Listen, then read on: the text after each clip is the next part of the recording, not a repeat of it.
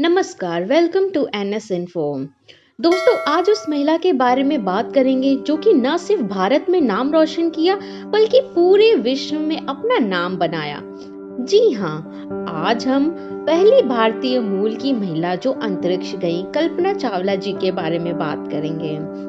उन्होंने 2 बार space mission की उड़ान भरी, पहली सफल रही, लेकिन दूसरी बार स्पेस के लौटते समय कुछ ऐसा हुआ जिसमें स्पेस शटल और उसमें सवार एस्ट्रोनॉट को पहले आग के गोले में और फिर इतिहास के पन्नों में तब्दील कर दिया गया। 1 फरवरी 2003 की दोपहर दिल दहला देने वाली घटना ने पूरी दुनिया को हिलाकर रख दिया। आखिर ऐसा क्या हुआ था स्पेस के लौटते वक्त कि कल्पना चावला और उनके 7 क्रू मेंबर्स की मौत हो गई थी? ऐसी क्या वजह थी? Do you know what happened in the space mission? आखिर ऐसी क्या स्पेस मिशन में ऐसी घटना हो गई थी जिससे कल्पना। तो अगर आप मेरे चैनल पर नए मेंबर हैं तो प्लीज़ आप मेरे चैनल को सब्सक्राइब कर दीजिएगा और बेल आइकन को ना दबाना भूलें। I'm here to answer. If you all are new in NS Info, then subscribe for the amazing facts about him. 1 फरवरी 2003 की दोपहर दिल दहला देने वाली घटना ने पूरी दुनिया को हिलाकर रख दिया। STS-107 में सवार कल्पना चावला और उनके 6 क्रू मेंबर पृथ्वी पर लौटते वक्त स्पेस शटल के साथ टकराकर दर्दनाक मौत हो गई थी। लेकिन लॉन्च के दूसरे दिन स्पेस शटल में हुए एक तकनीकी की खराबी के कारण नासा को अंदाजा आ चुका था कि ये क्या होने वाला है। फिर भी स्पेस शटल में सवार किसी भी एस्ट्रोनॉट को जानकारी नहीं दी गई, ना ही संदेश भिजवाया गया। पर आखिर क्यों? दूसरी बात यह है कि लॉन्च के पहले भी किसी न किसी तकनीकी खराबी के चलते पूरे 18 टाइम पोस्टपोन हुए। इसी शटल में इतनी सारी गड़बड़ी थी, फिर भी लॉन्च क्यों किया गया? जब ये पूरी घटना घटी ना, तो उसके बाद Columbia accident investigation board (CBI) का ये कहना था कि शटल के लॉन्च के अगले महीने Atlantis on the launch pad 39A होने वाला था और लॉन्च के लिए ऑलमोस्ट रेडी था। क्या इस शटल को भेजकर कल्पना चावला और अदर्स मेंबर की जान नहीं बचाई जा सकती थी?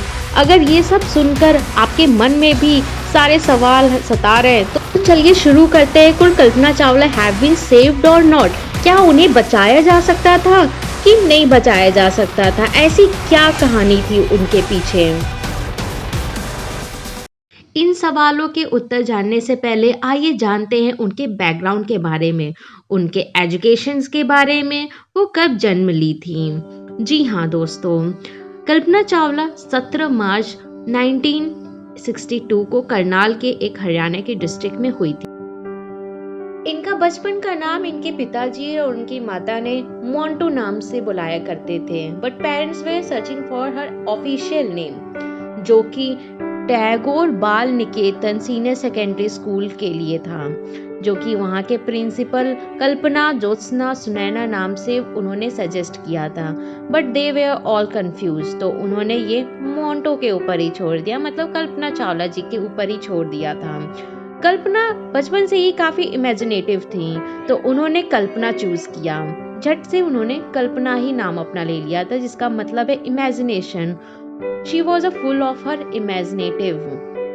सो इसीलिए तो कल्पना चावला का एक फेमस थॉट है कि do something because you really want to do it. If you are doing it just for the goals, don't enjoy the path, then I think you are cheating yourself.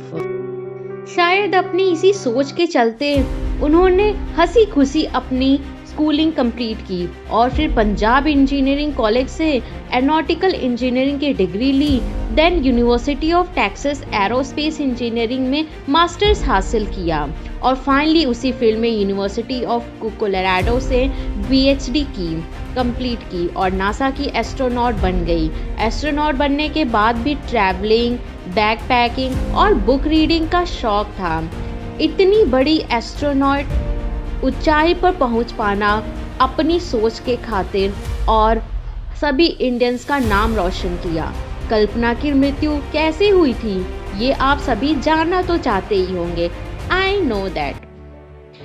STS-107 NASA का 28 और आखिरी mission था जिसमें Colombia space shuttle का इस्तेमाल किया जाना था।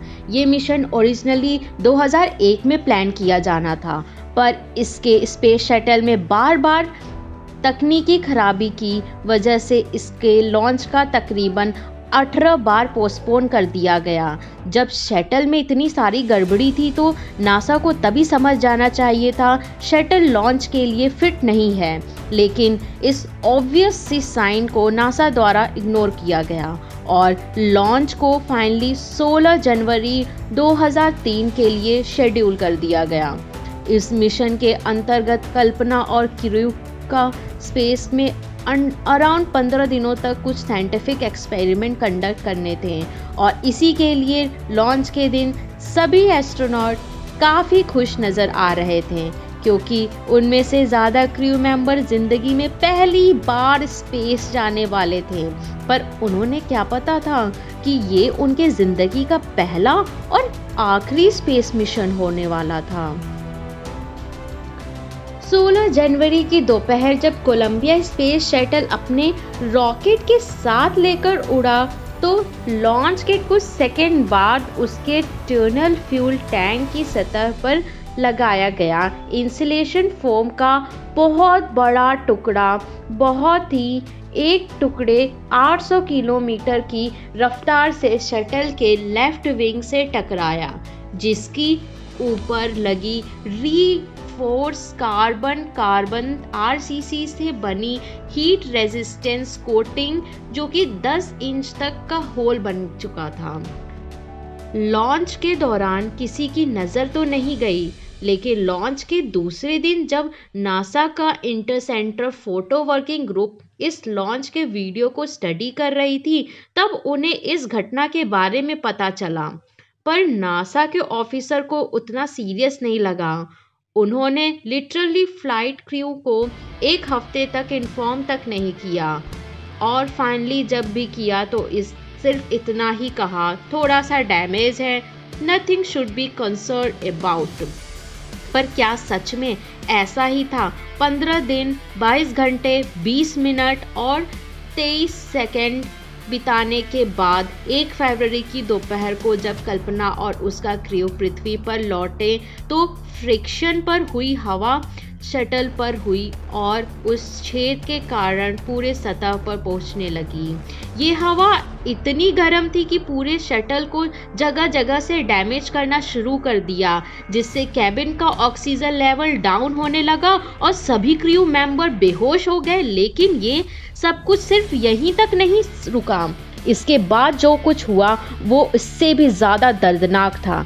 शटल के अंदर बढ़ती गर्मी के कारण क्रू के शरीर का सारा खून उबलने लगा, जिसके कारण बेहोशी का अवस्था में मौत हो गई। एक छोटी सी लापरवाही और इतने सारे लोगों की जान चली गई। पर क्यों? क्या इस घटना को सच में टाला नहीं जा सकता था? इस पे CAIB का कहना है कि इस सेटअप का तो पता नहीं, लेकिन क्रू मेंबर की जान बचाई जा सकती थी अगर नासा के ऑफिशियल में 7 दिन के अंदर लेफ्ट विंग को डैमेज का सीरियसली लिया होता। 1 मार्च को अटलांटिस नाम का स्पेस शटल लॉन्च करने वाला ही था, जो ऑलमोस्ट लॉन्च के लिए रेडी था। अगर नासा ने शुरू में एक्शन लिया होता तो अटलांटिस को 10 फरवरी में लॉन्च किया जा सकता था फॉर रेस्क्यू मिशन। रही बात कोलंबिया स्पेस शटल की, तो उसमें इतने सप्लाईज थे जो सभी क्रू मेंबर के साथ 15 फरवरी तक अर्थ के ऑर्बिट में घूमता रहता।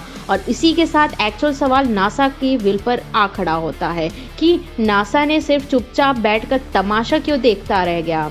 क्या फ्लाइट भेजा जा सकता था? क्या जान बचाई जा सकती थी? CAIB के अनुसार नासा के फोटो इंटरवर्किंग ग्रुप IPWG और DAT डिग्री असिस्टेंट टीम ने लॉन्च के 3 दिन के अंदर ही नासा से space shuttle programme office manager Linda Ham को रिक्वेस्ट किया कि वो डिपार्टमेंट की डिफेंस DOD की कांटेक्ट में आकर उनसे इंसुलेशन फोम बनाने वाली हाई इमेजेस मंगवा ले। लेकिन लिंडा हेम ने दोनों कमेटी की रिक्वेस्ट को ये कहकर टाल दिया कि सीरियस इशू नहीं है। तो आखिर क्या? क्लियर इमेज न मिलने के कारण DAT की कंप्यूटर सिग्नल से इनकी अंदाज़ा लगवाना पड़ा कि जब ये 2 फीट लंबा और 1 फीट चौड़ा इंसुलेशन फोम का टाइटल 800 किलोमीटर प्रति आवर की रफ्तार से आएगा तो किसी पैनल से टकराता है तो इसके क्या क्या नतीजे बनते हैं। डीएटी रिस्क असिस्टेंस तो कर ही लिया था, लेकिन आखिरी असली और नकली का तो पता चल जाता है, डिफरेंस हो जाता है। कंप्यूटर से मिले डाटा से इतना ही पता चल पाया और शटल री एंट्री के वक्त ही डैमेज का सामना कर सकता है, मगर ये नहीं बता पाया कि कितना। और इसका जवाब फाइनली तक मिला कि जब 1 फरवरी की दोपहर को शटल दुर्घटनाग्रस्त हो गया। खैर, ऐसी कई दुर्घटना सिर्फ नासा के लिए नहीं बल्कि हम सब के लिए कुछ न कुछ सीखने को जरूर छोड़ जाती है। हम आज भले ही लिंडा हैम को इस पूरी घटना का दोषी मान ले, पर क्या वो इकलौती ऐसी इंसान है जो लापरवाह थी। इसी के साथ चलिए आज की इस वीडियो को समाप्त करते हैं। Thank you for this watching and do share, like, comment and दोस्तों आप